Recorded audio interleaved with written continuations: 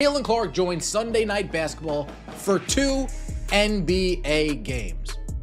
Caitlin Clark is headed to the NBA, at least for a couple of nights. NBC announced Tuesday that Clark, the Indiana Fever star with an enormous following within the game, is joining the network's pregame coverage for its debut of Sunday Night Basketball. You thought Caitlin Clark dominating college basketball was impressive.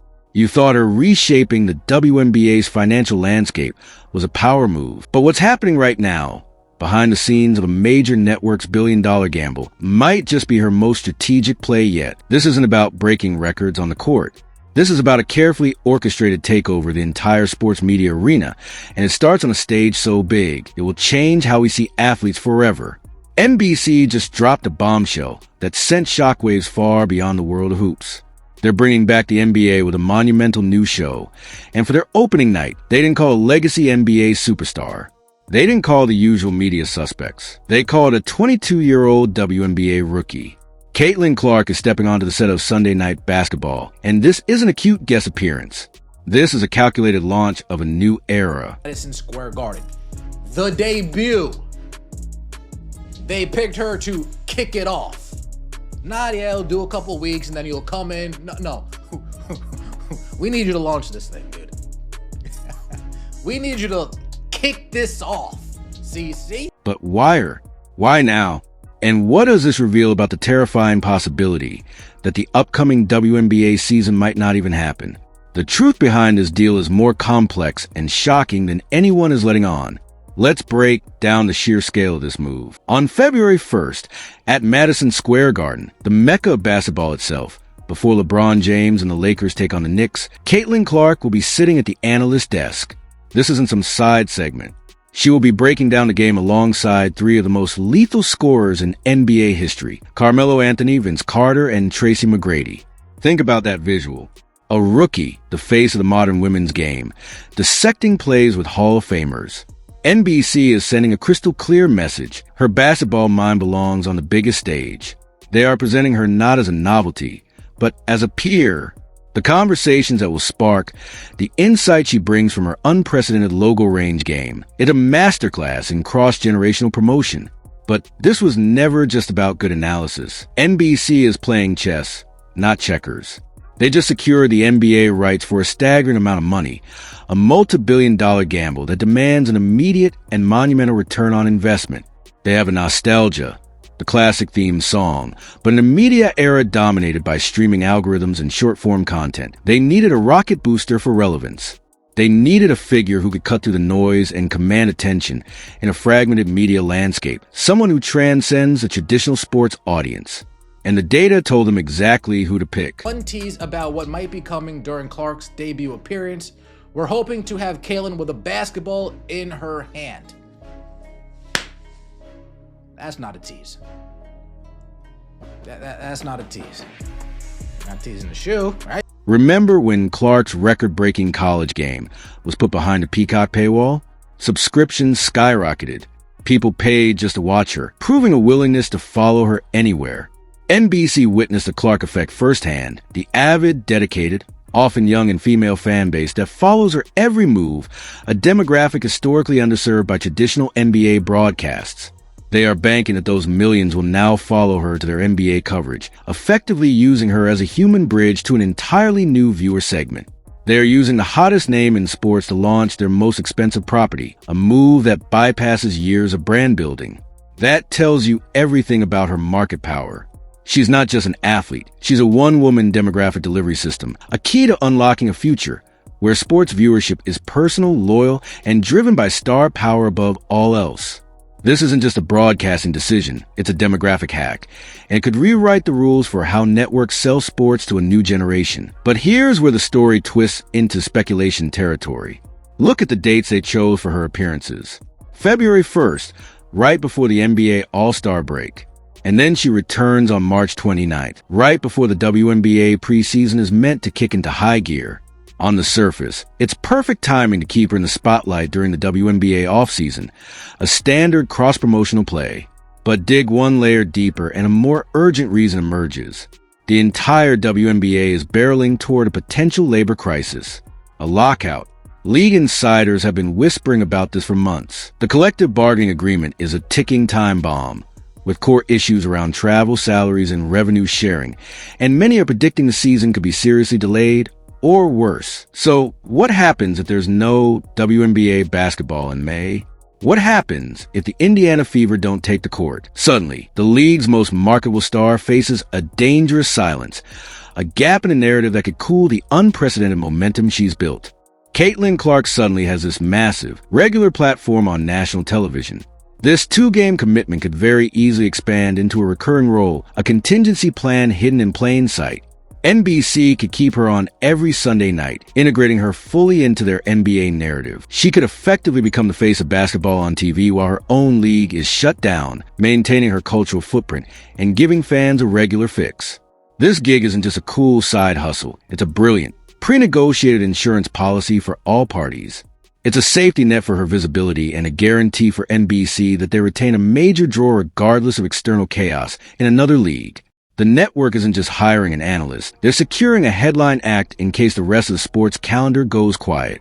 This move hints that the people in the know are preparing for a rocky road ahead in the WNBA, and they've already built Clark an escape hatch to higher ground, ensuring her rise continues unimpeded by factors beyond her control. It reveals a sophisticated level of career management that treats her not just as a player, but as a durable media commodity. Now, let's talk about that cryptic tease from the producers. They said they hope to have Caitlin with a basketball in her hand on set. That's not an offhand comment. In the world of television, that's a staged clue, a deliberate piece of marketing designed to spark conversation. Is it a shooting demonstration? Maybe. But the internet is buzzing with a far bigger theory, one that ties into the massive business machinery now orbiting her. Nike has been quietly preparing her signature shoe line, one of the most eagerly awaited sneaker debuts in recent memory. The release details are under wraps. What better launchpad for the most anticipated basketball shoe of the year than on national TV, at Madison Square Garden, with Clark herself holding the product? It would be a marketing ambush of historic proportions, blending sports commentary with a product reveal in a way that feels organic and monumental. This crossover isn't just about sports commentary. It's about leveraging every single aspect of her brand in real time. The synergy is terrifyingly efficient. She signed Xfinity for endorsements. Xfinity is owned by Comcast.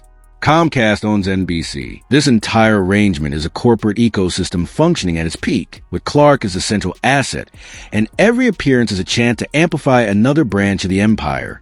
The basketball in her hand isn't just a prop, it's a potential billboard worth millions. Of course, critics are already lurking in the comments. She's too young. She has no broadcasting experience. But that argument ignores her entire trajectory and the changing face of media itself. She's been performing under the brightest lights since she was a teenager, her every game a masterclass in handling pressure. She did an alternate broadcast of the final that was funnier and more insightful than most veteran analysts, showcasing a natural, unrehearsed charisma. She sat in the New York Yankees booth and held her own with seasoned pros, asking sharp questions and offering genuine baseball insight. The camera loves her, and she understands the game in a language that resonates today: pace, space, and limitless range. Her analytical style won't be about back in my day. It will be about the next pass, the next shot, the read that no one else saw, the same vision that allows her throw passes nobody expects. She embodies a modern game, and that's the exact perspective NBC's new broadcast needs to feel fresh and distinct from her competitors, who often rely on the same retired stars offering similar viewpoints. Her inexperience is her greatest asset. It comes with no baggage, only a new way of seeing. This is where the move transcends Clark herself and becomes about something monumental for both leagues. For years, the NBA and WNBA have coexisted, but rarely have they felt so intentionally connected, so strategically intertwined.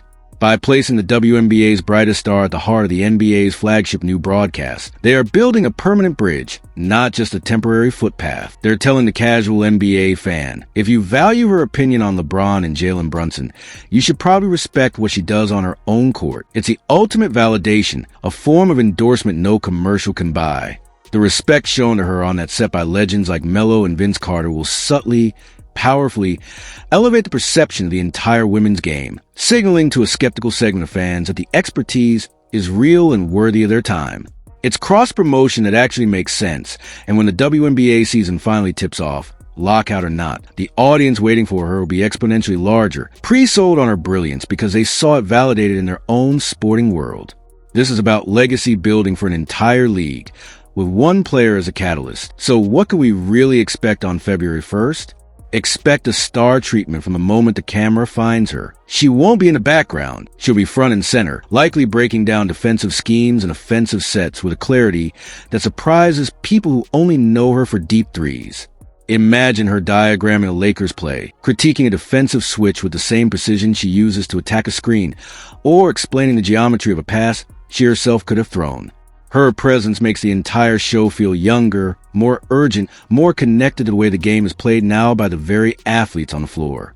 NBC isn't just adding an analyst. They're injecting their broadcast with relevance and a palpable sense of the present tense. The producers will give her segments that play to her strengths, quick-hitting analysis, perhaps a side-by-side comparison of her playmaking with an NBA guards, making the connections explicit and educational. It will be less about her proving herself and more about the audience catching up to what she already sees. Before we see how this all unfolds, make sure you're part of the conversation. If you're as fascinated by this power shift in sports as I am, hit that like button and let me know your thoughts in the comment below. Do you think this is a genius move, or is the pressure too much too soon for a rookie who hasn't even played her first WNBA game? Your perspective is crucial because you, the viewer, are the ultimate target of this entire elaborate strategy.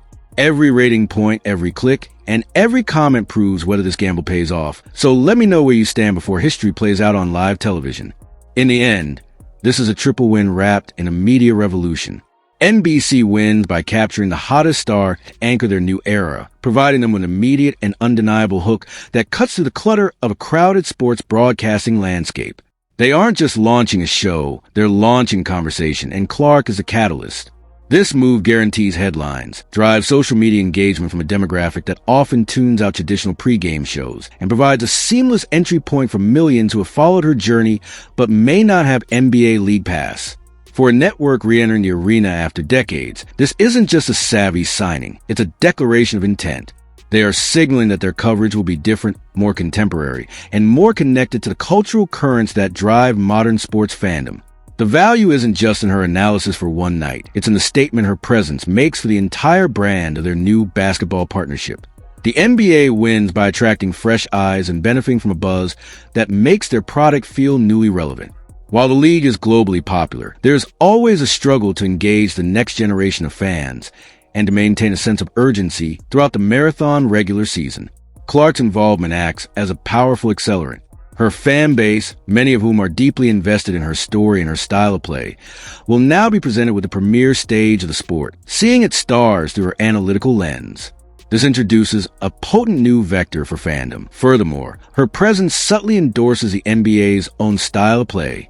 Her game, built on audacious range and visionary passing, is a direct reflection of the league's evolution over the last decade. By having her explain it, the NBA gets a fresh, authentic voice validating its product, making a connection between her highlight reel college plays and the nightly wizardry of Stephen Curry or Luka Doncic feel organic and exciting. It's a masterclass in strategic cross-pollination. And Caitlin Clark and the WNBA win by claiming a permanent seat at the main table of sports culture, shifting from a niche offering to a central part of the basketball conversation. This is perhaps the most profound outcome. For years, the women's game has fought for mainstream respect and consistent airtime, often treated as a separate and lesser entity. This move shatters that old paradigm. Clark is not being invited to a WNBA segment on an NBA show. She is being installed as a core analyst for the NBA itself. This grants the WNBA a level of legitimacy and perceived equality that years of activism and incremental growth have struggled to achieve. It tells young athletes, sponsors, and media executives that the expertise cultivated in the women's game is not secondary. It is prestigious enough to dissect the men's game at its highest level. This is a tidal effect, lifting the profile and perceived value of every player in her league. But the unspoken fourth winner here might be Clark's own future beyond athletics. At 22, she's not waiting for retirement to build her media empire. She's constructing it in real time, during her athletic prime, ensuring that her influence and income streams are diversified and secure for decades to come. This is a radical departure from the traditional athlete career arc, where media opportunities are a retirement plan.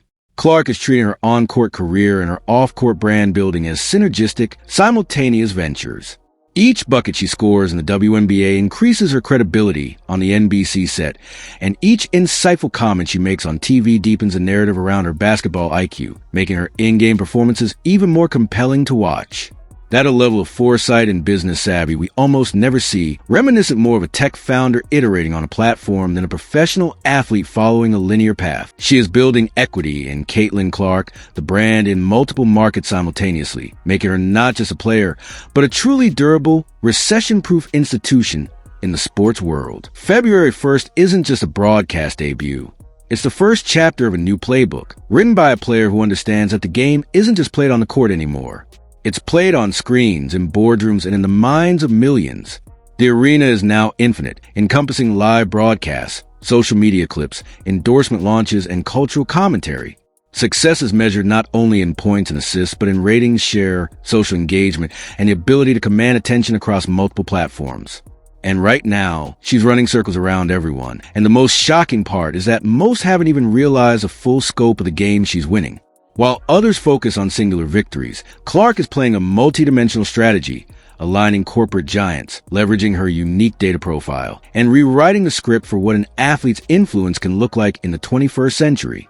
Her opponents are no longer just other teams. They are obscurity, tradition, and the outdated notion that an athlete's voice only matters in their specific domain.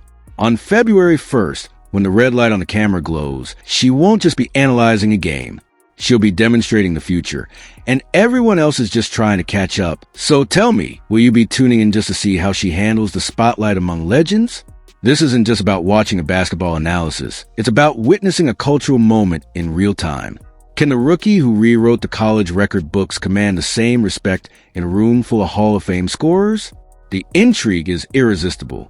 We've seen her pressure-packed shots, but this is a different kind of pressure, the pressure perception of proving her IQ translates across any court, real or virtual.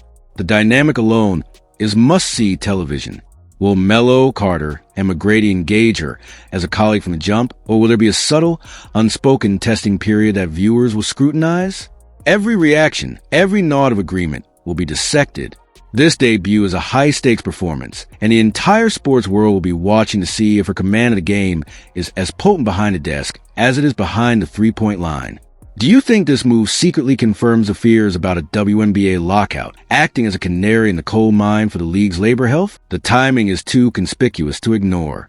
Major media conglomerates like NBC don't make these high-profile talent decisions on a whim. They are based on long-term calendars and risk assessments. Securing Clark for these specific strategic dates, especially the March appearance that bleeds right into the WNBA's preseason window, suggests they are preparing for a scenario where she and her massive audience might otherwise have nowhere to go.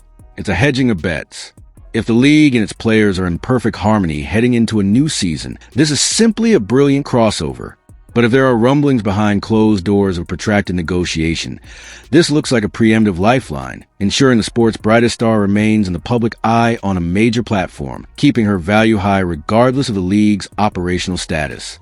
This gig could very well be the contingency plan that reveals how serious the internal concerns truly are. And get this, what if her success here paves the way for other WNBA stars to take over mainstream sports media, breaking open doors that have been sealed for generations? Clark isn't just a test case. She's a potential battering ram.